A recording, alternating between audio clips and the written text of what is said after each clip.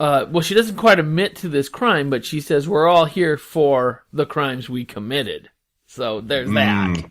So maybe she's thinking like, oh, I got away with a crime. Or it really makes me think like there's more to this accident than what is being shown. Right. It's like there's a backstory to here. You don't start with an accident. You start with, something causes an accident. But that's the hook. That's the hook. That's a hook. And then it's just like give you as little as they can to get you the starting point and get your curiosity piqued. Right. And what I thought was really cool, and then and then we jump to the next scene, and the next scene is 2 years later, you've been in hyperspace, or you've been in hyper sleep. Yeah, because when you fly across to a new colony, I guess you got to go to sleep. Yeah, so they put all these people to sleep, wake them up when they show up at this planet that we're hoping to keep. It's a prison planet, basically, and we're going to put you to work as soldiers to protect these towers. Aliens. And there's an alien invasion that they want this planet as well, but we were here first. Yeah, which I like too. Is like then because I like how they make the main characters good. Is like you feel better about humans on this planet if they're fighting another invading species rather than the natives. Uh-huh. Like that was a smart, just like little detail twist that I was like, oh, good move. Because I haven't seen that as much. I don't know. And then, but there are a lot of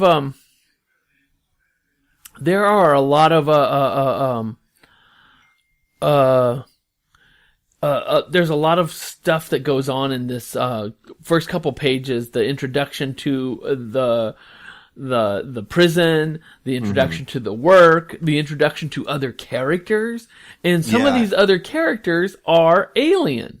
Yes, which I thought they did a good, like, all those things you said, it wasn't only in the text that you were learning these things. It was the art really told the story pretty well.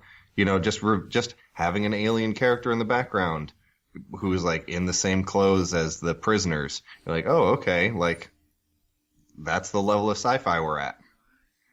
We're kind of gauging how sci-fi it is or how fantasy it is with this first issue.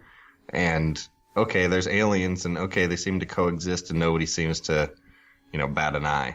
Yeah, and then once you're in... But it's not like 50-50, it's not like they're going into the the bar in Star Wars, what's it called? Cantina bar? Oh, yeah. Yeah, it's like 1 in... What do you think? How many people are aliens? I'm going to say 1 in 25. Sounds about right. I like that. Because it's mostly humans that we're seeing here. Mm-hmm. But we do meet one... But then the aliens are like crazy aliens. It's not like it'll be a big worm creature or something like that. Yeah, so we meet a big sharky face-looking creature that knows some English. Mostly, my friend, so... Very basic. Yeah, very basic. And then we get the plot of what this entire prison planet is. Just like we said in the intro, invaders are coming into this planet, and we're protecting the resources and our technology on this planet. And these, what are the bad guys called? I'm going to call them bad guys, but maybe they're not bad guys. Maybe we're the bad guys. They're Pazaranis? Pagarinis? Yeah. So they're these like wicked looking alien creatures that they show us in hologram. Yeah, they got like sharp teeth and stuff. And that's our job. So they outfit us, but before they so we're out in the open, we could run. We could run, James, but why can't we run? What's our incentive not to run? First off, you're on like an alien planet and you don't really have like a spaceship. Right. But there's also this nice twist where they implanted like a bomb inside of you that'll kill you very painfully if you try to run away, or if you're gone for too long. Like there's a timer that they give you for your missions. 24 hours. Gone for too long, then it'll go off, or for a whole host of reasons. But it doesn't just go off. it melts your insides. Yeah. It's very slow. Yeah, and there's a really good image of it. Oh yeah, they show you the image in a hologram. Yeah. It's pretty gory. Yeah. But it's so the colors in this are so bright though that it takes away some of the gore for me, which is good. I liked it. Okay, I like that too. So the color scheme. I guess we haven't really talked about the art yet, but in most of these scenes, it's pretty bright. Like the sky of the alien planet is very bright yellow, and I don't know. It's not a super serious looking art. Yeah, it's not harsh. Even in detailed. Even in the prison background where it's all gray and gross, the grayness has a bit of brightness to it, and the light on people's faces is very bright. And some people have blue hair. That's cool. Yeah. One of our main characters has blue hair, and there's but I this there's some stereotypical cliche things that happen, like prison fight happens, tough girl, you got to get your, it's very easy to I don't know what's going on here. Fall into cliches a little bit. Yeah, and they even kind of the main characters, she sits down, or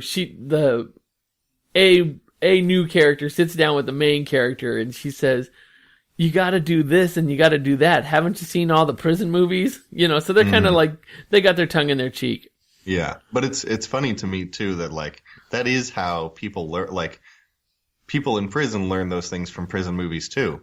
In real life, that's when you're going in, that's all you know, and then you get there. I do think it's they did a good job. It wasn't overdone. Yeah. So here's this fish guy or fish gal. I think she's female.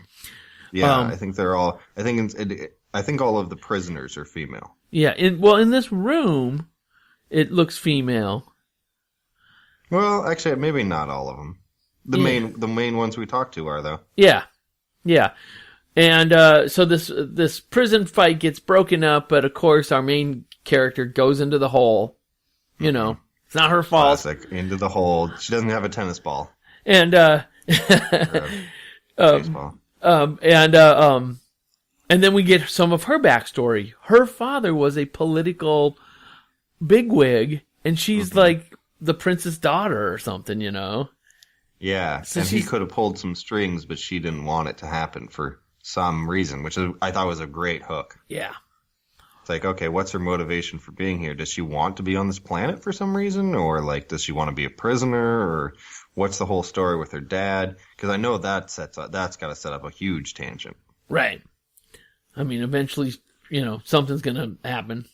Yeah, and he's got a lot of power. Calling the reserves.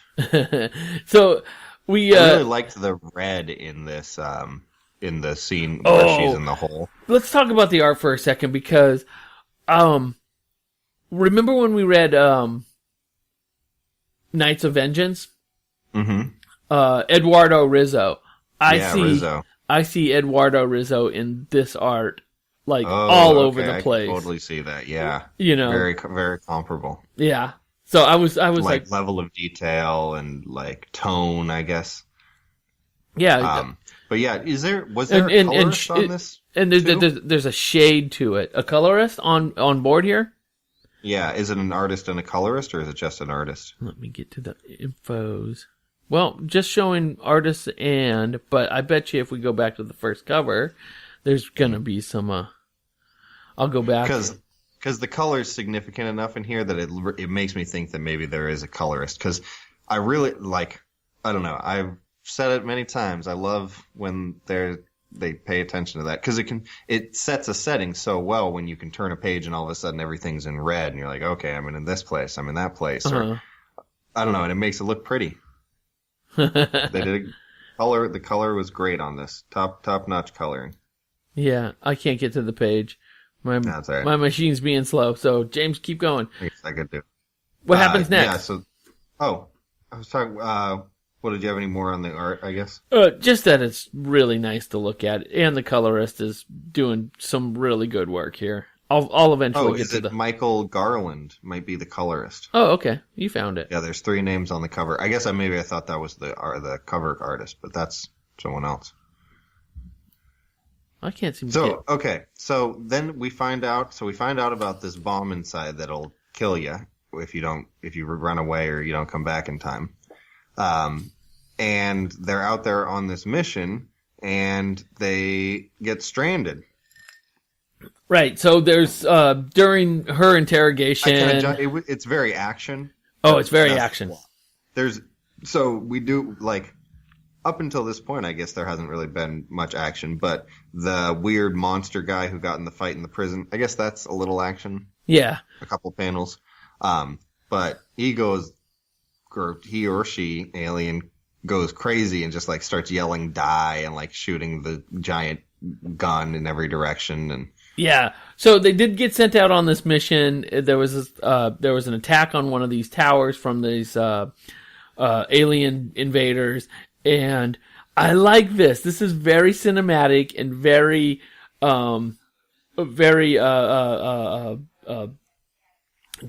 like you're making a recipe. Like this is like you're making a cake, and these are all the ingredients, and here are all the players. So there's your eggs, your flour, your butter. Yeah. So you got the 2 gals that have become friends. You got the 3 people that they got into a fight with, and you got their hard-nosed supervisor. Mm-hmm. You know, it's just so like formulaic, but it doesn't feel. It doesn't feel that formulaic. Maybe it's because the 2 main characters are female. Okay. I don't know if that's enough to shift things around. But other than Aliens or Alien, you know, I can't think of anything really comparable. Oh yeah, it does. It does kind of feel like we've built a team, and now we got to throw this team together. And it just happened. It just so happens to be that the people that you were fighting with in the lunchroom are now now you got to party with them. Now you got to go out and fight with them. Now you got to. And Ron have to fight after they fight the ogre with Hermione. You know, now they're best friends. There you go, and that's what happens here. And these guys have taken control of this tower, but they don't hold on to it very long. They destroy this tower, human-made tower. And what do you think of that full page, Larry? Oh, where the tower comes down, where it's just explosion. Where the tower explosion. It's just a big explosion. It looks great. It looks so cool. I think it looks great, and I think it deserves a whole page. But then it made me be like, oh, I wish there were full pages of things that were maybe less cliche too.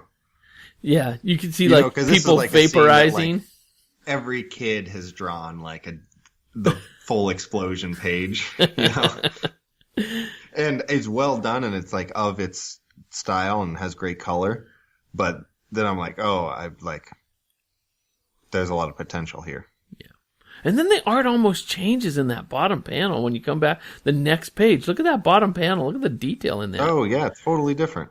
It's very cool looking. On the next page, it's got a big panel. That's the explosion too. Oh yeah, and that big panel. You can see why you needed a full page for it, but that big panel almost has as much detail. Yeah, but that's the page that I'm talking about down at the bottom. And down at the bottom, it does look like a totally different style. Yeah, somebody spent a little more time on that one. Well, or like a different type of time, like more line time and less like impressionist time. Yeah. But you're looking at it from you're looking at it from a different angle, so the color and the lights, you know, the camera changed. You know. Yeah, definitely. It's cool, but this is the best part. This is the hook that's gonna get you to read the second issue, and it's how do we get back? That's we got to hike back across this desert, but how long is that gonna take? I hope it doesn't take more than 24 hours, and we see the time clock on the guy's wrist. We got 23 hours and 2 minutes or something. 2 minutes, yeah. 2 minutes 57. Yeah. And so this is pretty much where everything begins. So as I was reading this, I'm like, okay, what kind of story is this? Is it an action story? Is it a prison story? Is it a bureaucracy story, or is it like